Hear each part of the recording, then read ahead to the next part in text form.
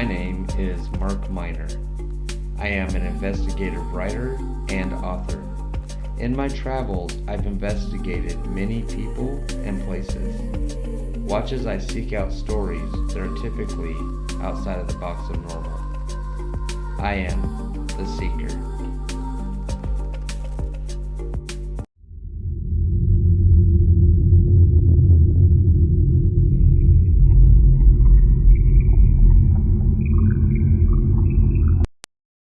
Hi guys, welcome back to another episode.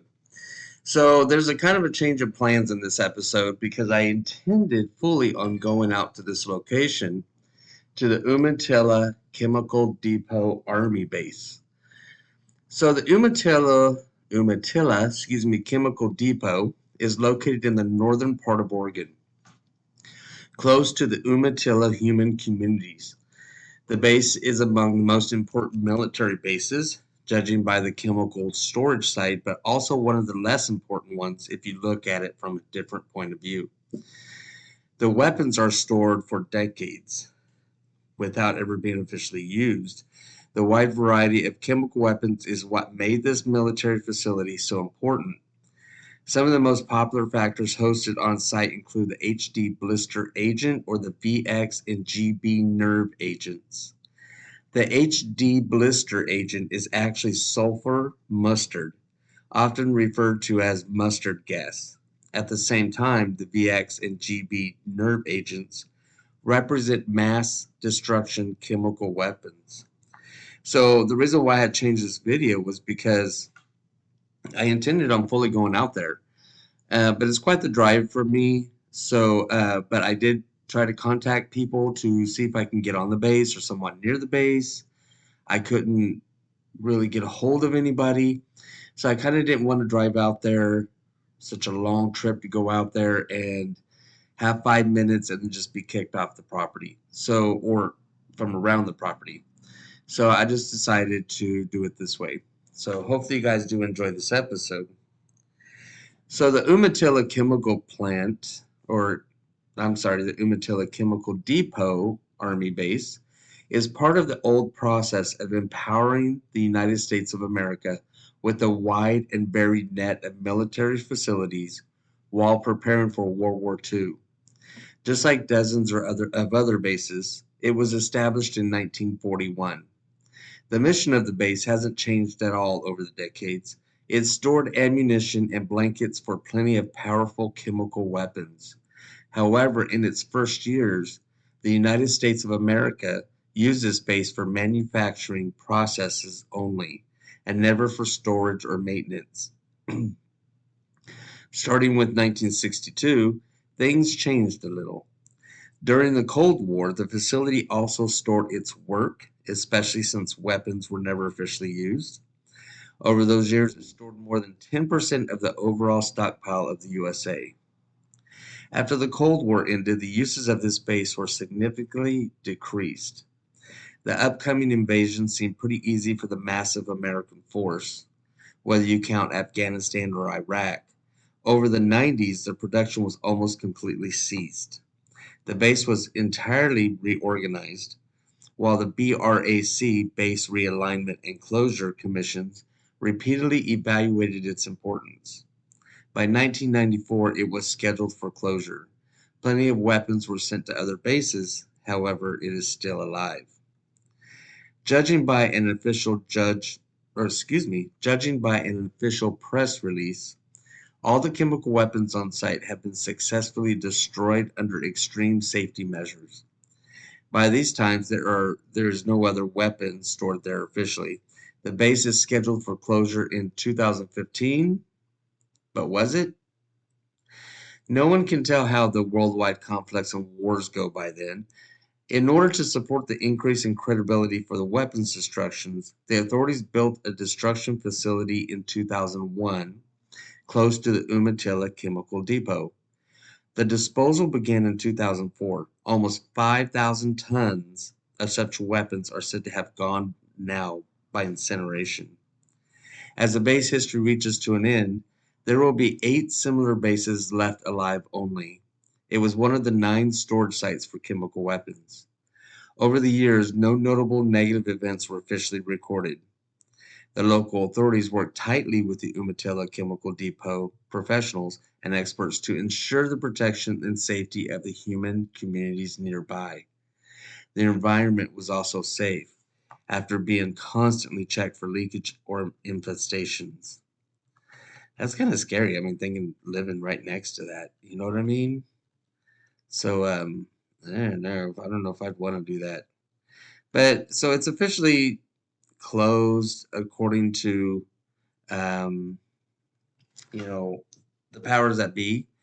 But I do believe that they're still doing like, uh, I think there's a antelope that runs on the property and a certain type of owl that likes to nest there. And so we have environmentalists and everybody going out there and checking on them and doing research on them and such. I would have loved to go see this in person.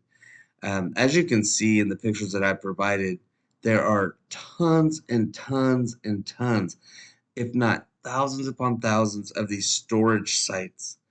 Each one of those mounds on the ground is a storage facility that holds a lot of chemical containers. And that gives kind of a good reason for someone to be nervous, I suppose. I mean, this was built in 1941. So when we went to World War II, we were already thinking of using chemical warfare. I mean, I'm, I mean, also in Vietnam, we did, you know, um, with Agent Orange and all the other stuff like what was mentioned here, also mustard gas. And I'm sure those who served in Vietnam could probably tell me many more chemicals that were used. And that's a scary thing. I mean, to have bullets whiz by you and bombs and stuff like that's one thing, but having chemicals, that's a whole nother fear factor. But what scares me even more is that we don't just have two or three bases, chemical weapons bases here in the country. We have nine. How many of those are still operational? You know, so it's just kind of concerning. Anyways, the reason why I wanted to do this video is because I was just amazed and impressed, I guess is a good word for it, on the amount of structures, the amount of area taken up for this storage. And yeah, it's just amazing to me. And the amount of people who live around this. I mean, there's no history of any leakage or anything, but I mean, what if there was? I mean, you wouldn't even have the time to run, you know. You must just sit down and take it full on in the face.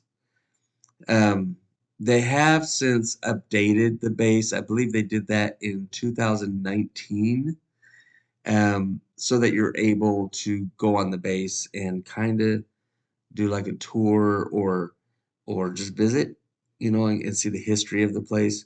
Again, I tried calling and I just could not get through to anybody several times, and I don't know if that's due because of the whole COVID thing. Excuse me. But anyways, it's okay because maybe that's something we can go, somewhere we can go to in later seasons. We'll see. So, anyways, I hope you guys enjoyed this video. It's kind of short. I really was hoping to get some film on ground, but that's okay. Like I said, we can do that in the future. So, let me know what you think. I mean, is this kind of scary to you that there's bases like this across the country, nine of them? And does it make you feel more secure? You know, do you think that chemical warfare is what's the word looking for? That it's inhumane? Outside bullets and bombs and all the such. Let me know. Let me know what you think. And I know that we don't promote war. We should not promote war. We should always try to find the peaceful resolution. but sometimes it's inevitable. So, if you come on here and leave comments that, war is, you know, what I'm trying to say is don't be disrespectful for those who have fought in wars, because if it was not for that, we wouldn't have a lot of our freedoms. Um, they stand on that wall and they protect our country, and they take orders. You know, so just try to be a little respectful to those who have served, and we'll go from there. All right. So you guys stay weird, and I will see you on our next adventure. Thank you.